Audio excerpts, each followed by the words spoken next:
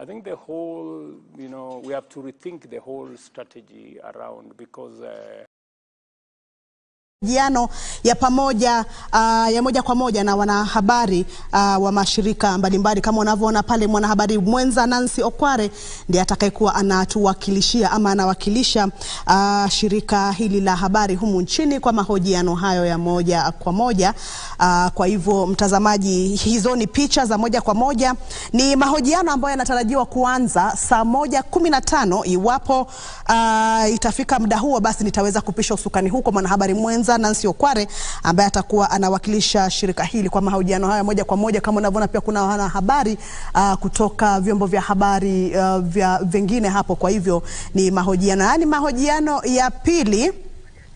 Ni mahojiano ya pili ama awamu ya pili ambayo rais anafanya mahojiano haya na wanahabari. Kwa hivyo takapotimu muda huo nitaweza kukupeleka moja kwa moja mtazamaji. Lakini kwa sasa na imani ya kwamba jioni yako njema. Jumapili hii ya leo ikiwa ni Jumapili ya kuadhimisha siku ya kina mama ulimwenguni. Sijui una ujumbe gani kwa mama mzazi ama mama aliyekulea, yupo ama hayupo? Unaweza kumkumbuka vipi? Pengine unaweza kuzungumza tu nasi kadri tunavyoadhimisha siku hii ya leo. Nikipata muda nitapitia jumbe, lakini nisipopata pia vile vile utakuwa umetuma ujumbe wako wa heri za dhati kwa mamako mzazi ama mamako mlezi. Lakini kama ilivyo ada, tupate yaliyomo kisha nirudi nikupe taarifa kwa.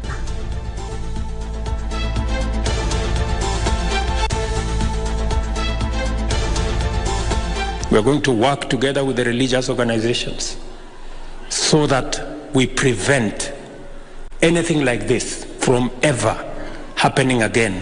Rais William Ruto asema serikali itashirikiana na viongozi wa kidini pamoja na mashirika mengine kuwatambua na kuwashtaki wahubiri bandia.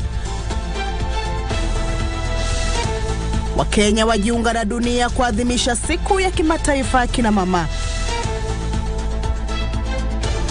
Na watu wawili wauawa katika kijiji cha Longorate, Samburu Magharibi, kaunti ya Samburu kufuatia uvamizi wa majangili.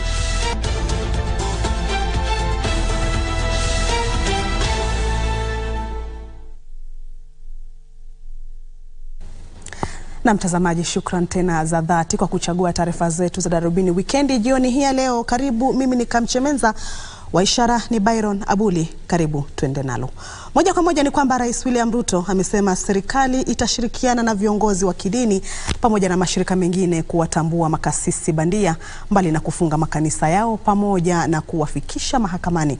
Huku akitoa wito kwa viongozi wa kidini kuunga mkono jopo kazi la kutathmini sheria kuhusu udhibiti wa makanisa, Rais amesema kila mmoja ambaye amehusika na vifo vya Shakahola atachukuliwa hatua za kisheria. Mwanahabari wetu John Jacob Kioria anatukunjulia jamvi la Darubini Wikendi jioni hii leo.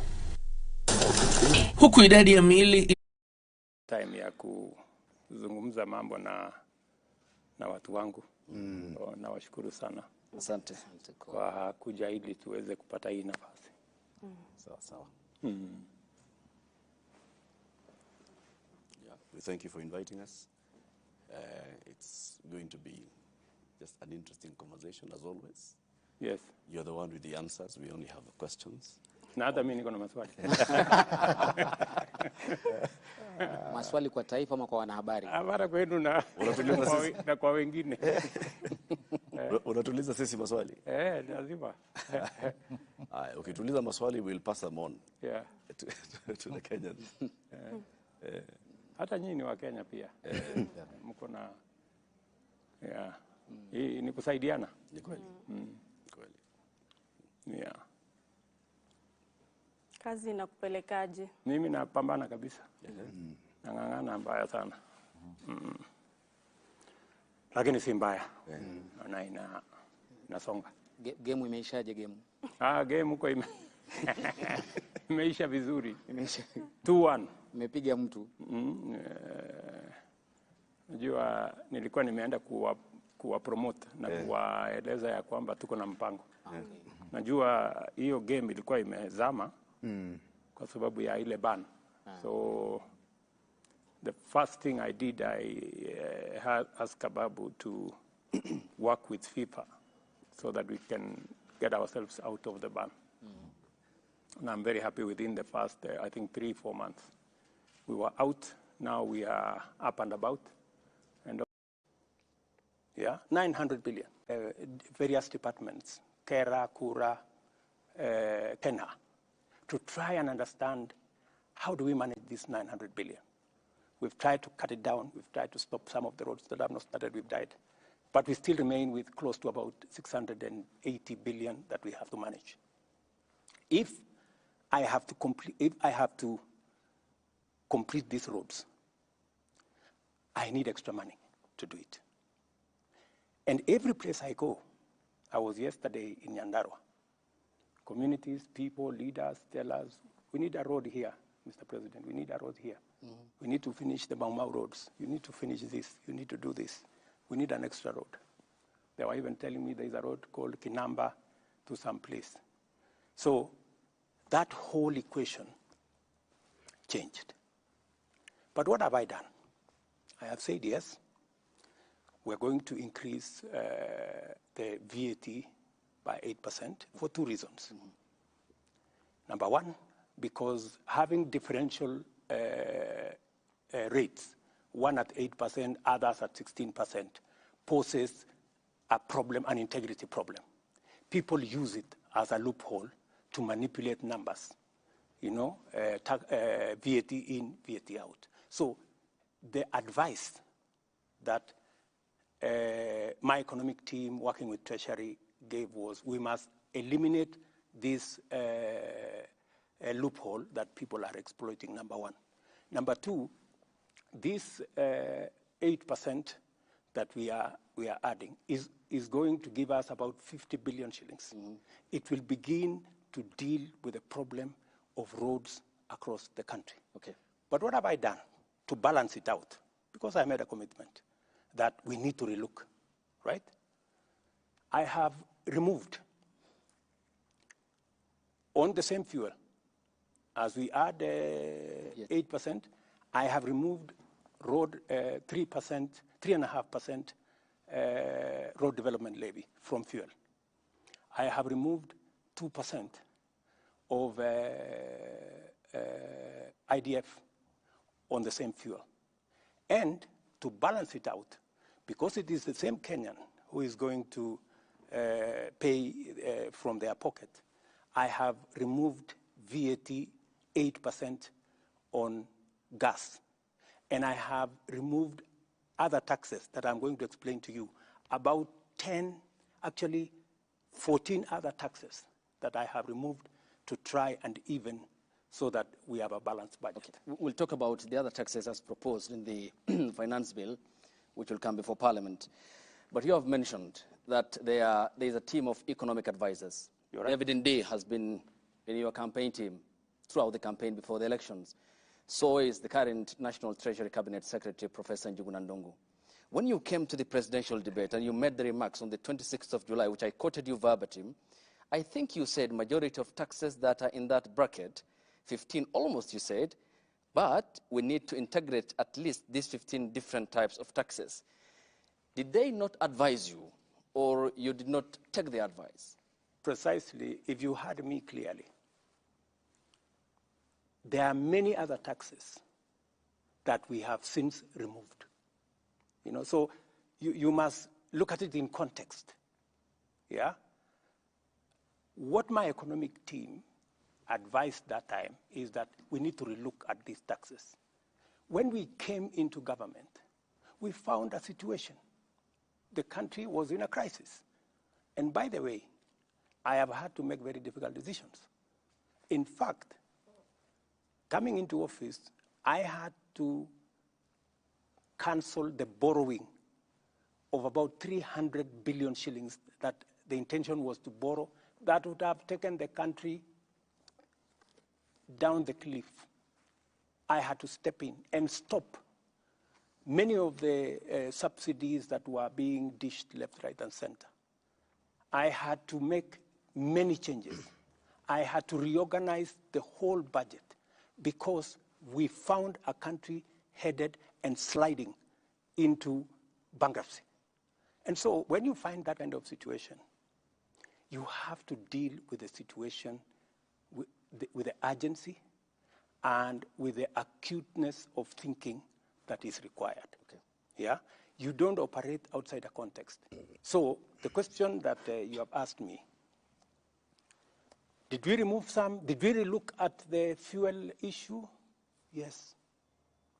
We said, while it is true that we have a crisis and we have to deal with a pending bill of 700 billion for the roads that we have, while it is also true that we have to look at what additionally we can do, but we need to put a relief on Kenyans. Okay. That's why, apart from, and you know the reason why the tax on the VAT on fuel or petroleum products is much more attractive is because it is spread across all Kenyans. So everybody carries a small bit of it. Okay. But we have also knocked down other taxes from the same fuel. As I have told you, IDF we have taken down, road development levy we've taken it down, and a host of other taxes that we have taken down. Okay. Final question on this. This is an issue, Mr. President, which dates back to 2013 as a condition by the International Monetary Fund, the IMF, in which then the leader of the majority party, the current defense CS who sits in cabinet, Adan Duale, said that the 181 MPs have been convinced by the party leadership, the President, Uhuru Kenyatta, and his deputy, William Ruto, on the rationale of the 8% VAT on petroleum products. He continued, 181 is a very big number and will convince our members. And this being a precautionary facility by the IMF, can you tell the Kenyan people that there's no extra hand of pressure on the Kenyan government by the International Monetary Fund? My good friend, the International Monetary Fund does not run the government of Kenya. I do. IMF does not make decisions for the government of Kenya. I do. IMF are our partners. They work with us on our priorities. They work with us on our proposals. They support us where they can. They give us advice where they can, but ultimately, we make the decisions ourselves. And it is not up to IMF to see how to sort out the 680 billion that we have on the road sector. It is not up to any other person. It is up to us. When I get out of this office and go to this, in fact, against the advice of IMF. IMF actually wanted us to borrow slightly more. I told them no. You know, I told them no, we're not borrowing.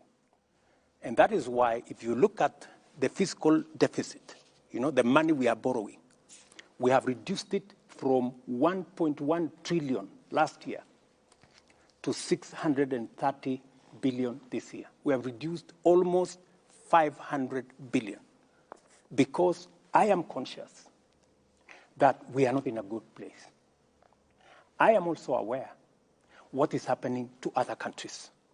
There are countries in our continent that have defaulted in their payments. When I am president, Kenya will not go that route. And that is why, even when, you know, many people thought it was a joke. I told them, we are not borrowing beyond where we are.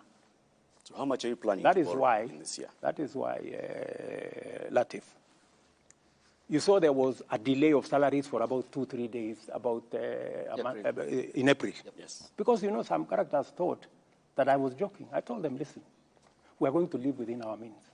Even if we have to delay for salaries for 2-3 days, we will.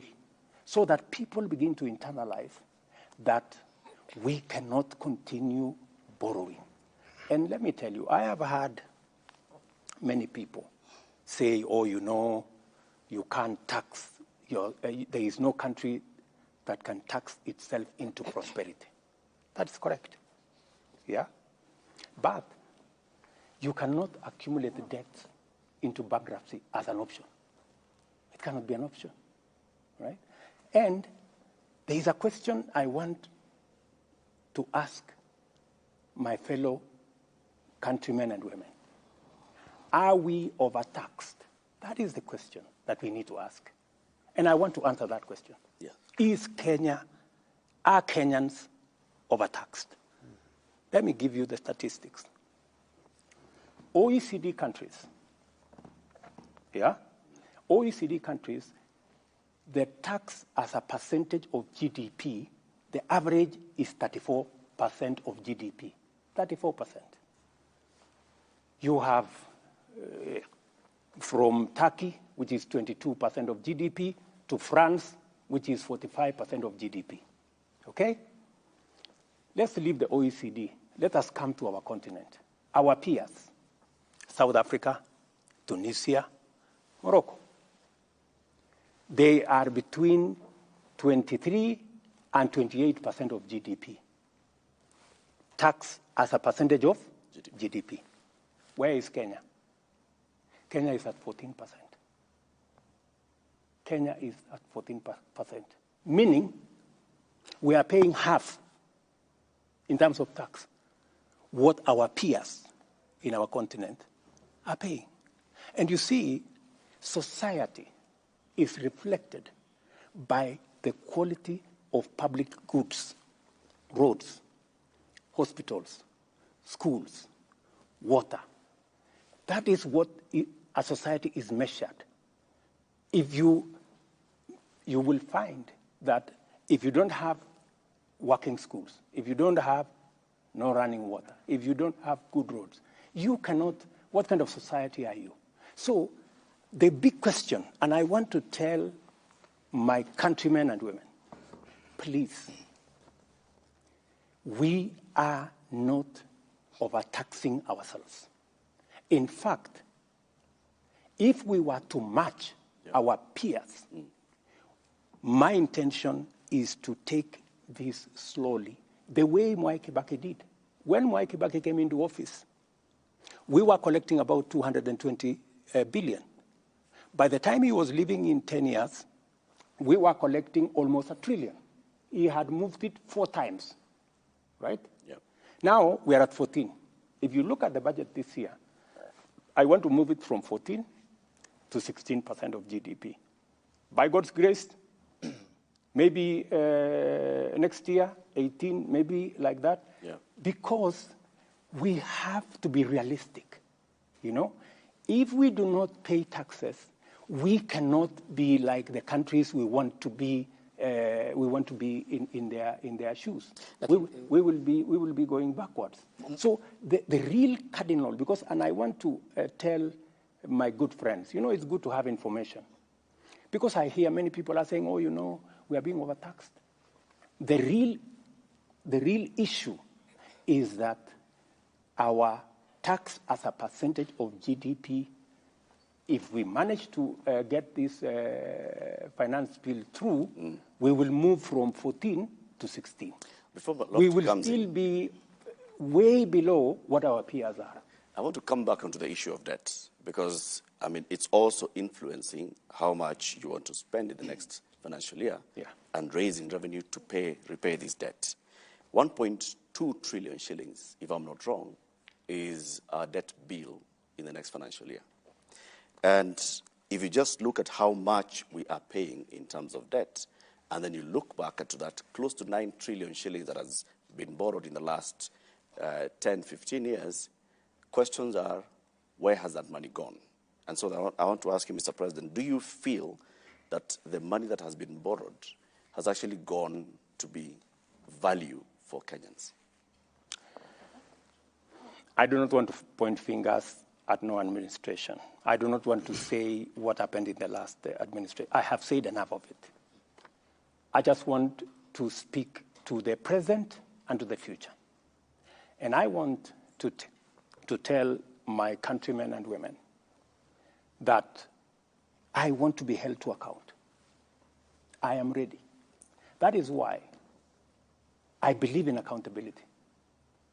For the first time, I am the one who pushed for the change of standing orders so that ministers of my administration can go to Parliament and ask questions because we want accountability.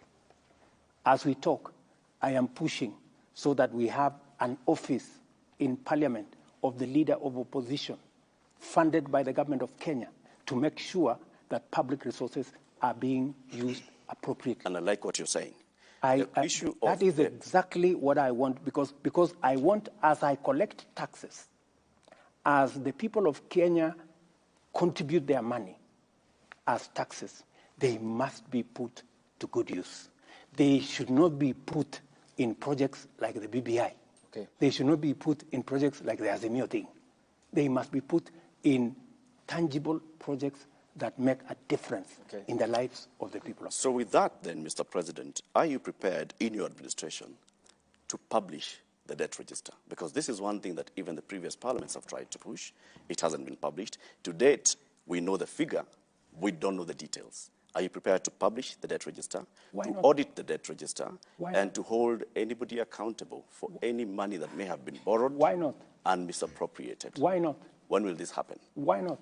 You know, we have, in fact, we already have a bill in Parliament, for purposes of placing on record any borrowing that is done by the government of Kenya. It must be borrowing that is made available so that the people of Kenya who ultimately have to pay must hold government to account. That we are borrowing this money for this purpose, for this purpose, for this purpose. I have explained in this budget the 630 billion which we have to borrow beyond our taxes. I have laid it clearly on how are we going to use it. Where is it going to go? It is not going to go to recurrent budget. It is not going to pay debts. It is going to be invested in production, in making sure that we have fertilizer for our farmers. We have developed the tea value chain, the coffee value chain, leather value chain, textile value chain, edible oil value chain. And if you look at the budget, we have clearly isolated, including making sure that we begin the journey to bring our manufacturing as a percentage of GDP, which went down from 9 to 7, in the next 5 years, I want it to be at 15%. By 2030, I want manufacturing as a percentage of our GDP to be at 20%. That's why we are calling it 20 by 30. That is the trajectory I want us to go. I also want to move our exports. That's why, if you see in this budget, we have many areas where we have imposed taxes. We have imposed taxes on imported fish. We have imposed taxes on imported furniture.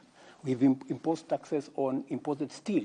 We have imposed taxes on imported cement because we want to grow our own manufacturing capacity. Because by growing our own manufacturing capacity, we create jobs, we create opportunities for work, and we build our own manufacturing capacity using our own products. So I have, with clarity, I can explain where we are going to put every cent. How we are going to invest in the leather value chain. Mr. President, how we are going to invest in the textile value chain. Nafikiri kwa kufungamana na swali lake nitakuuliza Kiswahili na nitafurahia hapo utalijibu hili Kiswahili. Wakenya wengi wanahisi kwamba Mheshimiwa Rais unazungumza lugha ya mahasla, lakini vitendo vyako na vya serikali yako ni vya mabwenyenye. Hasa ukiangalia katika matumizi. Kwa mfano, ni wiki kadhaa tu, miezi kadhaa iliyopita ilipitishwa kwamba kuna nyongeza ya pesa ambazo zitatumika katika Ikulu, shilingi milioni 93 nyongeza. Ulipokuwa unaingia katika madaraka ulisema kitu cha kwanza utakata bajeti kwa shilingi bilioni 300. Na hii ilikuwa ni kwamba ujaribu kupunguza matumizi ili Mkenya ambaye ni hasla uliyezungumza kwamba ukiweka Biblia chini tu hivi, ikiwa ni tarehe 11 Septemba mwaka jana kabla uapishwe, utaziba mashimo yote ya makateli na kila kitu kitakuwa shwari. Lakini swali ambalo leo Mkenya anajiuliza ni kwamba hakuna pesa ya kuweza kuajiri walimu zaidi, haswa wa shule sekondari junior ambao sasa hivi kuna upungufu wa karibia 1048. Hakuna pesa ya kulipa madaktari kwa wakati ufaao. Kaunti ya mwisho kutaka kugoma ni kaunti ya Kisumu.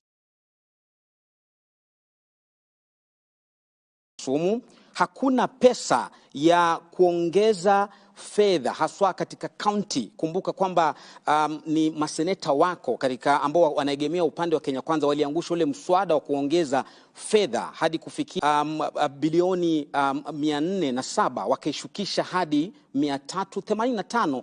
Hakuna pesa za hivi, lakini kuna pesa shilingi milioni 459 za kulipa makatibu waandamizi CAS 50 kwa kila mwaka katika serikali yako. Je, unazungumza lugha ya mahasla ama unawapaka mafuta kwa mgongo wa chupa rais? Sizungumzi lugha ya mahasla peke yake. Natekeleza hii budget. Hii budget unaona hapa ni budget ya mahasla. Uniulize kwa jinsi gani? Kwa nini? Yes. Na nilichokitaja ni tofauti na unachosema. Jambo la kwanza, haya mambo yote uliyoyasema, serikali hii wakati nimeingia nimefanya mambo manne ambayo yanahusikana na mahasla. Jambo la kwanza, nimeweka pesa karibu shilingi bilioni 3.5 kupunguza gharama ya mbolea ambayo inatumika na wakulima wale wa chini. Kufikia sasa serikali imesajili wakulima milioni 4.5. Kuna mambo mawili. Wale majamaa walikuwa hapa mbele yetu walifanya subsidy ile inaitwa subsidizing consumption. Walipeleka pesa kwa mamila. Mila hana mahindi yake. Mila ni chuma tu wako nayo na mashini. Zile pesa mimi sasa ndio nalipa. Hawakulipa. Mimi sasa ndio nalipa ile pesa ya subsidy. Unaelewana? Mimi nilifanya nini? Kwa sababu naelewa kwamba shida ni supply and demand. So ile tulifanya ni kwamba tulienda kwa KNTC, tukawapatia treasury ikawapatia letter of support. KCB wakatupatia shilingi bilioni 25. Tukatumia hiyo pesa, sio pesa yetu, ni pesa LC, unapatiwa tu LC. Tukalete mchele, tukaongeza mahindi, tukaongeza mchele, tukaongeza maharagwe, tukalete mafuta ya kupikia. What happened? Ile bei ya unga ilikuwa 230, sasa iko 170, ikiteremka. Bei, nataka uende ucheck. Bei ya mafuta ya kupikia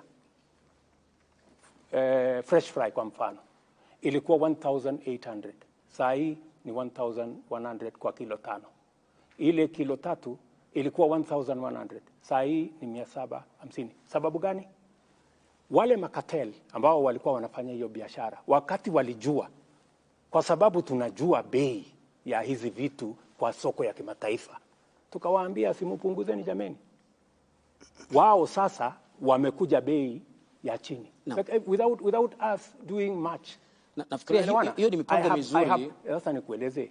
Si umeniuliza nafanya nini kwa mahasla.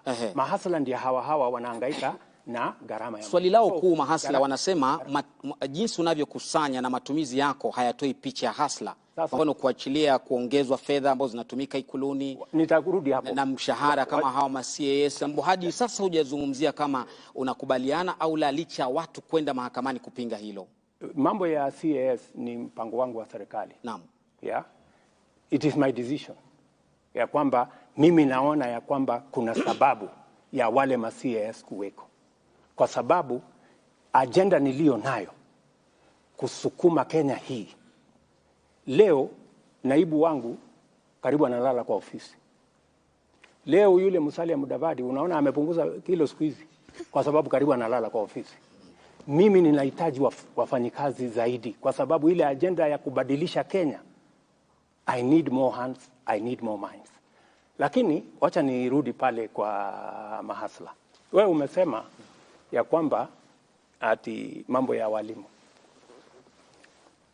Je, wewe unaelewa ya kwamba serikali hii imeajiri walimu 35,000 yenye haijawahi tangu Kenya iundwe? There has never been one hiring of 35,000 teachers. Lakini next year wanasema bado JSS madarasani hakuna walimu. Ni tamu moja sasa wanafunzi waliingia hawajapata walimu hadi sasa. We are hiring another 35,000 next year, next financial year, baada ya hii budget.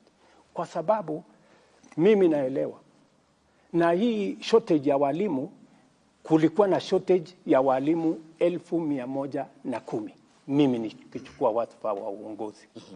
At least nimejaribu kupunguza hiyo shortage ya walimu. Hire the biggest number of teachers in Kenya. As I talk to you, vile tumeajiri walimu wa TVET 1,300, tutaajiri baada ya hii budget another 1,700 wawe 3,000.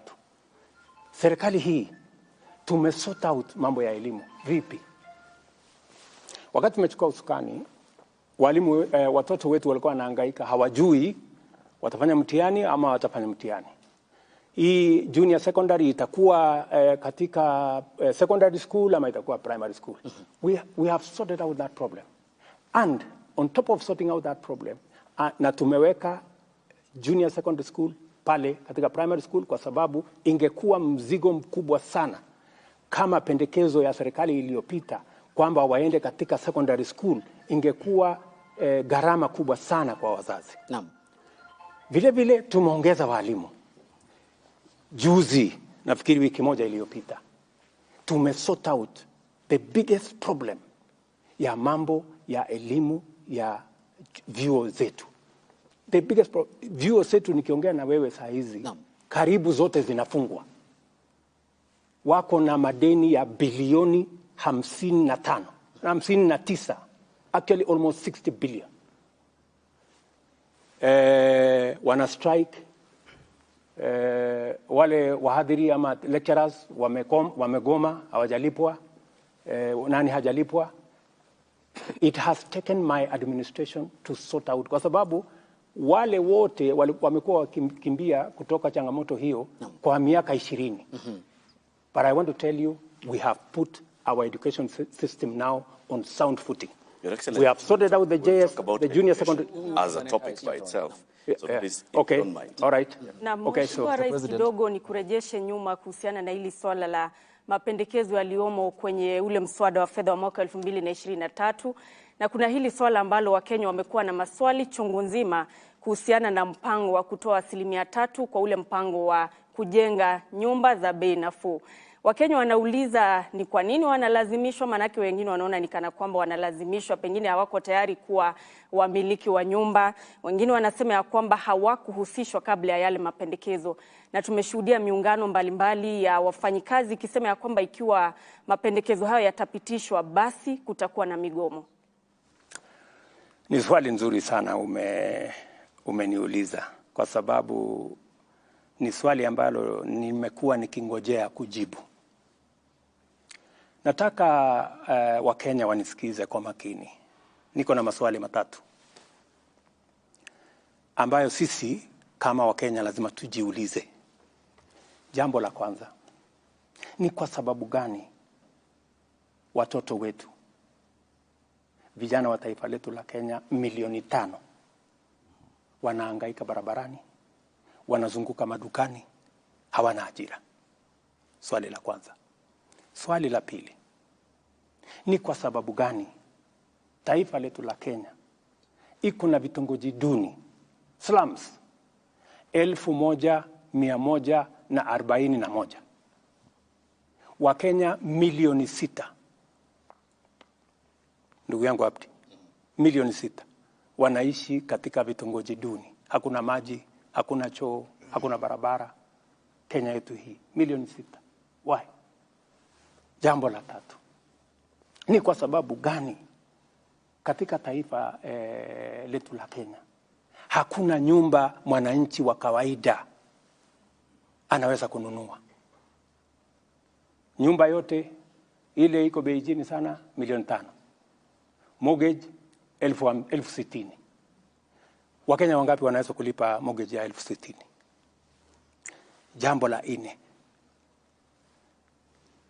wale watu ambao wanafanya kazi, sisi tunaolipwa na ushuru ya Wakenya ni watu 1,700, kuanzia rais mpaka kupitia kwa mawaziri, kupitia kwa madaktari, kupitia kwa walimu, kupitia kwa wauguzi, mpaka wale wa chini messengers na wale wengine 700,000. Yeah? Tunalipwa na ushuru ya hao Wakenya wote. Imefika wakati, rafiki yangu, tufikirie ni vipi sisi tulio na bahati ya kufanya kazi. Na sio kwamba ati mimi kwa sababu ni rais leo ati mimi ni bora kuliko wengine. Ama wewe kwa sababu ni mwalimu ati wewe ni bora kuliko wale wengine. Ile kazi mimi nafanya kama rais, na ile kazi mwalimu anafanya, na ile kazi daktari anafanya, kuna Wakenya zaidi ya 5,000, 6,000 wanaweza kufanya hiyo kazi. Wewe umebahatika. Wewe ndio uko na hiyo kazi, na ndio kwa sababu wale wengine hawana hiyo kazi. So ile swali lazima tuulizane ni kwamba mpango ambao utatupatia sisi nafasi ya kuajiri watoto wetu, ya kutoa aibu ya hawa watoto wetu wanahangaika barabarani, wanahangaika madukani, ndio wale wameingia kwa ulevi, ndio wale wameingia kwa madawa, ni nini tutafanya? Na ndio niliwaeleza Wakenya wakati nilienda kwa campaign. Niliwaambia Wakenya, nchi zingine, China, Singapore, Korea, ile wamefanya, wameweka mipango katika labor intensive infrastructure programs. Many of them wameweka mpango katika mambo ya housing. So, hii housing sio nyumba. Naona watu wengi wanasumbuka, sisi hatutaki nyumba bana. Mbona nani alikuambia tunahitaji nyumba? You know? Sio nyumba peke yake ndio tunatafuta kwa hii mpango. Ni kweli nyumba itapatikana, tuondoe wale Wakenya milioni 6.5 wanaishi katika slums. Ni kweli. Lakini wacha tafadhali. Lakini ya muhimu zaidi ni kwamba kila nyumba tunayojenga tunapata ajira ya vijana wetu 5. Kila nyumba. Zile nyumba ambazo tumeweka katika mpango yetu 1 million in the next 5 years. 200,000 every year. Hizo nyumba 200,000 every year itatupatia nafasi ya ajira kati ni watoto wetu wa kuwazaa, our own children, kuwapangia ajira. Sawa? Na hiyo that's why ni watu waelewe, it is a win-win project. Wewe ukitoa 3%, Abdi, mwenye amekuajiri anatoa 3%. Kumaanisha, na hiyo 6% yote ni pesa yako. Sio pesa ya mwajiri tena, ni pesa yako. Na sio ushuru, ni pesa yako. Tunaelewana? Na hiyo pesa ndio tunataka kutumia kujenga hazina ambayo itatusaidia kufanya mambo matatu ya muhimu. Jambo la kwanza, leo tunajenga nyumba 1% ya nyumba zote zinajengwa Kenya inaweza kununuliwa na kuongeza nyumba ambazo zinajengwa ambazo zinaweza kununuliwa na Mkenya wa kawaida kutoka 1% mpaka 50%. Itafanyika. Tuko na mipango miwili. Tuko na yenye tunaita social housing. Tuko na ingine tunaita affordable housing. Social housing ni kwa wale watu wa mapato yao ya chini. Tunasema yule mtu ambaye anaishi Kibera, yule mtu ambaye anaishi Mathare, yule mtu ambaye anaishi Kisumu Kondele, yule mtu ambaye anaishi hapo Kakamega ama anaishi Murang'a ama anaishi Kiambu, ambaye analipa rent kwa ile nyumba ambayo haina choo, haina taa, haina maji, shilingi 2,500. Huyo mtu na 2,500 yake tunataka kumjengea nyumba, atalipa shilingi 2,500 kwa nyumba ambayo iko na maji, nyumba ambayo iko na facilities, iko na kitchen, iko na choo, na analipa shilingi. We have a duty, kwa sababu wengi wao wanauliza kusema, how is it my business? Inanihusu nini? Kama yule hana kazi, inanihusu nini? Kama anaishi kwa slum, inanihusu nini? My friends,